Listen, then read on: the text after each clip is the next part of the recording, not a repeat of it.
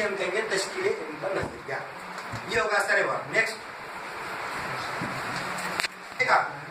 वहाँ ट्रेनिंग में तो नहीं बताया गया, मैंने जब इसका बताया क्या, इसमें बहुत सारी चीजें नए शामिल की गई। क्या शामिल की गई है देखिए, ये फहरिस्त बताया हुआ है। फहरिस्त बताने के बाद अब देखो, सबसे पहली बात तुमको नई चीज तो यहीं पे दिखेंगी। पहले कभी आपने कोई किताबों में देखा पहली बार? यस और नो? पहले देखे कभी नहीं देखे आप? उसके बाद आपने कभी जान पहचान देखे? नाम बदले, नाम बदले। ये क्यों किया गया? नाम चेंज किया सर। छत्ती में है ना?